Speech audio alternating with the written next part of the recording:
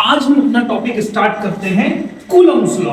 तो Coulomb's law के बारे में पढ़ते हैं कि कूलम्स लॉ क्या है, ये क्यों आया और ये हमें क्या बताता है।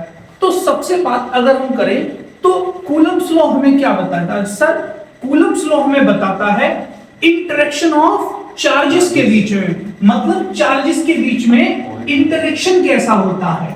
यानी ये कूलम्स लॉ किसके बारे में बताएगा? Interaction between charges, interaction between charges के बारे में पढ़ाएगा। जैसे हमने देखा था कि सर ऑपोजिट चार्ज यानी plus plus, similar charge sorry, plus plus या माइनस माइनस दोनों एक दूसरे को क्या करेंगे? ये माइनस इस माइनस को रिपेल करेगा। सर रिपेल करेगा मतलब धक्का लगाएगा, धक्का लगाएगा मतलब फोर्स लगाएगा। ये वाला माइनस इस पर लगाएगा, ये वाला माइनस इस पर लगाएगा, प्लस वाला इस प्लस पे लगाएगा इस तरफ, प्लस वाला इधर लगाएगा इस प्लस पर। अच्छा सर, यानी कि अपोजिट चार्ज रिपेल करेंगे, सॉरी सिमिलर चार्ज रिपेल करेंगे और अपोजिट चार्ज मान लो माइनस है प्लस है, एक दूसरे को अट्रैक्ट करेंगे। अट्रैक्ट करेंगे मतलब एक दूसरे को अपनी तरफ खींचेंगे, मतलब एक दूसरे पर फोर्स लगाएंगे। तो सर ये चार्ज इंटरैक्ट कर रहे हैं ना, एक दूसरे को धक्का लगा रहे हैं या एक दूसरे को अपनी तरफ खींच रहे हैं। इसी इंटरेक्शन ऑफ चार्जेस को हमें कूलम्स ने बताया, और कूलम्स ने बताया कि ये जो धक्का है, ये जो फोर्स है, चार्ज एक दूसरे पर कितना लगाएंगे। तो इसी को अब हम पढ़ने जा रहे हैं कूलम्स लॉ में। तो चलते हैं। देखो सबसे बड़ी चीज जो कूलम्स लॉ है, it is only valid for, it is only valid for point charges, यानी कि बहुत छोटे छोटे चार्जेस, सिर्फ बहुत चिन्ह मिलने से चार्जेस के लिए कूलम्स लॉ हो वैलिड होगा। मतलब पॉइंट शेप के होने चाहिए, यानी कि सर अगर दो पॉइंट चार्जेस है तो हम उन पर कूलम्स लॉ लगा सकते हैं। सर अगर हम पर बड़े बड़े चार्जेस है, मान लो एक इस हाथ में बॉल है या एक इस हाथ में बॉल है, तब हम क्या करें? तो बेटा इन बॉल्स को इतना दूर ले जाओ कि बिल्कुल छोटी सी दिखने लगे और फिर ये पॉइंट के शेप में हो जाएंगी, तो हम इन पर कूलम्स लॉ लगा सकते हैं। लेकिन अभी हम कूलम्स लॉ पढ़ते हैं पॉइंट चार्जेस के बारे में। कूलम्स ने क्या कहा? कूलम्स ने कहा मान लो दो चार्जेस, एक Q1 और एक चार्ज Q2, दो चार्ज, एक प्लस Q1, एक Q1 और एक Q2, हमें नहीं पता ये पॉजिटिव है या निगेटिव। अगर ये चार्ज r डिस्टेंस दूर है, अगर r डिस्टेंस दूर है तो इनके बीच में फोर्स कितनी होगी? तो देखो अगर ये चार्ज अपोजिट है, मान लो ये प्लस है ये माइनस है, तो इनके बीच फोर्स ऑफ अट्रैक्शन होगा। यानी कि अगर Q1 और Q2 दोनों कैसे हैं? ऑपोजिट, तो फोर्स कैसा आएगा? तो अट्रैक्शन होगा। अच्छा अगर ये Q1 एंड Q2 सिमिलर है तो फोर्स कैसा आएगा? सर तो फिर अट्रैक्ट करेंगे, अगर सिमिलर है तो सर रिपेल करेंगे। तो कोई एक केस ले लेते हैं, मान लो हमने कहा सर ये प्लस Q1 है, ये सर प्लस Q2, ठीक है सर, तो एक दूसरे को रिपेल करेंगे, एक दूसरे पर धक्का लगाएंगे। तो मान लो Q1 ने फोर्स लगाया इस पर, फोर्स ऑन 2 ड्यू टू 1, इसको बोलेंगे force on charge 2 due to Q1, F21, force on charge Q2 due to Q1। अच्छा सर इसने इस पे धक्का लगाया तो Q2 भी तो Q1 को रिपेल करेगा क्योंकि दोनों पॉजिटिव है, तो इस पर चार्ज लगेगा F12। क्यों? क्योंकि सर इसको बोलेंगे force on charge, force on charge Q1 due to Q2। अच्छा ये दोनों चार्ज सिर्फ और ये दोनों फोर्स जो लगे हैं ना F12 F21 ये इक्वल एंड ऑपोजिट होंगे, ये दोनों का मैग्नीट्यूड इक्वल होगा पर दोनों की डायरेक्शन अलग अलग।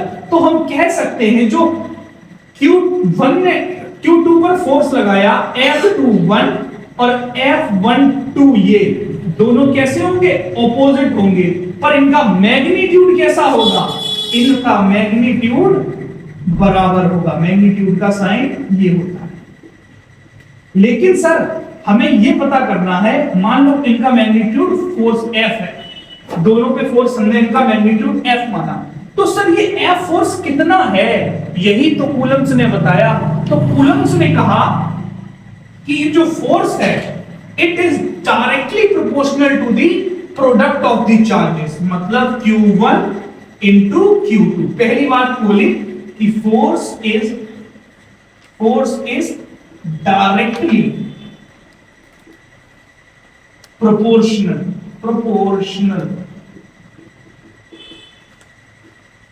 To the product of charges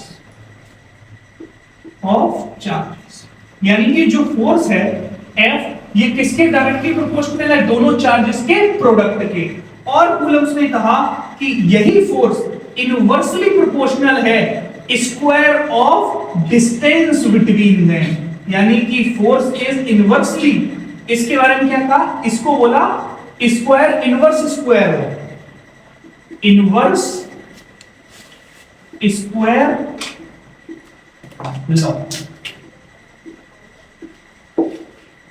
inverse square law बोला किसको, इसको।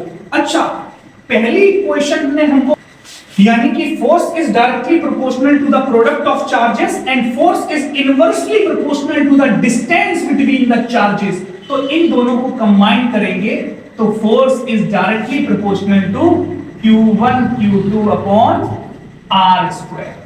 अच्छा जैसे ही आप प्रोपोर्शनलिटी हटाओगे तो आपको क्या मिलेगा, कांस्टेंट, और कांस्टेंट आएगा K Q1 Q2 upon R square. इस K को क्या बोलेंगे, तो सर इस K को बोलेंगे हम K is electrostatic constant, static constant, electrostatic constant. अच्छा ये K ना मीडियम पर डिपेंड करेगा, मतलब पानी में इसकी वैल्यू अलग होगी, एयर में इसकी वैल्यू अलग होगी। अगर हम इस K की बात करें वैक्यूम में, इस K की बात करें वैक्यूम में, तो सर इस K की वैल्यू होती है 1/4 पाई एप्सिलॉन नॉट एप्सिलॉन, और ये आता है 9 × 10⁹ न्यूटन मीटर स्क्वायर। इसके बाद सर ये एप्सिलॉन नॉट क्या है, तो एप्सिलॉन नॉट है परमिटिविटी ऑफ दी, अभी मत समझो, बस इतना समझो, ये परमिटिविटी है फ्री स्पेस की, permittivity of free space. Permittivity क्या होती है ये आगे समझो, परमिटिविटी ऑफ फ्री स्पेस और वैक्यूम।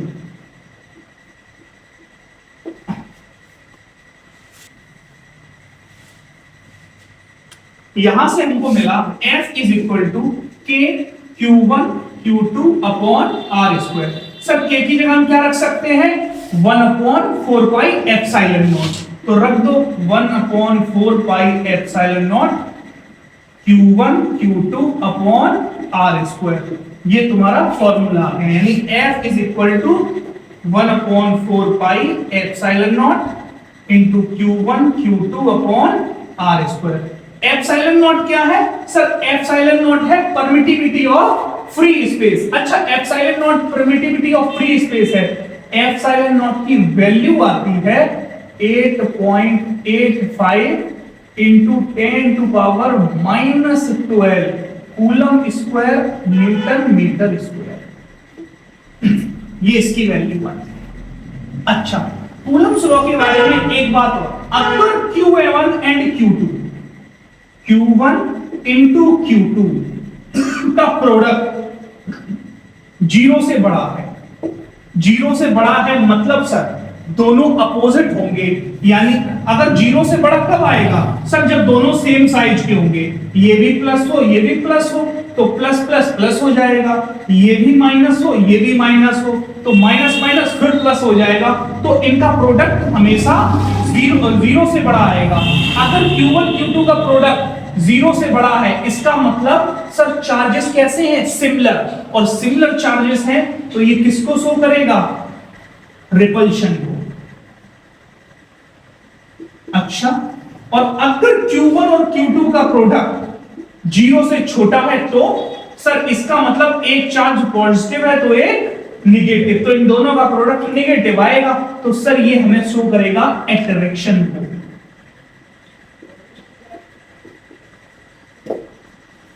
तो कूलम्स लॉ के बारे में हमने जाना कि सर कूलम्स लॉ सिर्फ और सिर्फ पॉइंट चार्जेस के लिए वैलिड है। सर ये मीडियम पर डिपेंड करता है, क्यों, इसमें के आया है और के देखो मीडियम पर डिपेंड कर रहा है, मीडियम पर डिपेंड करता है। और एक इंपॉर्टेंट बात कूलम्स लॉ के बारे में कि it always act along the line, यानी ये जो फोर्स निकल के आया है it always act along the line joining the forces, along the line joining the charges। मतलब सर इसका क्या है, सर ये जो फोर्स निकल कर आया है ना सर, ये चार्जेस को जो ज्वाइन करने वाली ये लाइन है ना, ये जो चार्जेस को ज्वाइन करने वाली लाइन है, इसी लाइन के अलोंग ये फोर्स लगेगा, इसी लाइन के अलोंग फोर्स लगेगा, ऐसा नहीं होगा ये ऐसा लग जाए फोर्स, तो इसको हम क्या बोलेंगे sir, it is a central force, यानी कि सेंटर से सेंटर पर लगेगी सेंट्रल फोर्स। यानी अगर चार्ज का सेंटर ये है और इस चार्ज का सेंटर ये है, तो इस चार्ज के सेंटर से इस चार्ज के सेंटर को जो लाइन जोड़ रही है उसी लाइन के अलोंग एक्ट करेगा ये तुम्हारा फोर्स। अच्छा सर, चार्ज अगर मान लो वैसे होते, कैसे, चार्ज ये मान लो ये रहा Q1 ये रहा Q2, सर ये मान लो अपोजिट चार्ज होते, एक माइनस होता एक प्लस होता, तो सर क्या होता, अभी देखो अब ये कैसा फोर्स लगेगा सर, इनको क्या अट्रैक्टिव फोर्स लगेगा, यानी ये Q1 Q2 को इधर खींचेगा, यानी फोर्स ऑन टू Q2 1 अब इस डायरेक्शन में लगेगा और इस Q1 को Q2 इधर खींचेगा, क्योंकि अपोजिट चार्जेस है ना, तो force on two due to force on 1 due to 2 अब इधर लग जाएगा। तो सर क्या है, बस फोर्स की डायरेक्शन बदली है लेकिन फोर्स की वैल्यू तो यही आएगी 1/4 pi epsilon naught Q1 Q2 upon R square. R क्या है, डिस्टेंस बिटवीन दी चार्जेस, और K की वैल्यू कितनी है सर, इसको बोलते हैं इलेक्ट्रोस्टैटिक कांस्टेंट, ये मीडियम पे डिपेंड करता है, यानी वैक्यूम में इसकी वैल्यू होगी 9 × 10⁹ न्यूटन मीटर कूलम स्क्वायर, और इसको बोलते ये K किसके बराबर होगा 1/4 pi epsilon not. Epsilon naught की वैल्यू कितनी होती है 8.85, ये वैल्यू याद करनी पड़ेगी। एप्सिलॉन नॉट क्या है, permittivity of free equals to K Q1 Q2 upon R square. तो सर अगर तुमको K की मान लो यूनिट निकालनी है, यूनिट और डायमेंशन दोनों निकालनी है, ये मैंने लिखी है यूनिट K की, तो सर ये K की यूनिट कैसे आएगी सर, F की यूनिट न्यूटन ही तो होगी, एंड K की यूनिट पता नहीं है, Q1 Q2 चार्जेस की यूनिट कूलम होती है, तो दो बार कूलम लिखोगे तो कूलम स्क्वायर, R स्क्वायर मतलब सर मीटर स्क्वायर, तो K की यूनिट क्या आ गई मीटर स्क्वायर, मीटर इधर जाएगा Newton square upon coulomb square, ये ऊपर जाएगा तो न्यूटन मीटर कूलम स्क्वायर, यानी ये K की यूनिट आ गई। समझ में आया K की यूनिट कैसे आई। अच्छा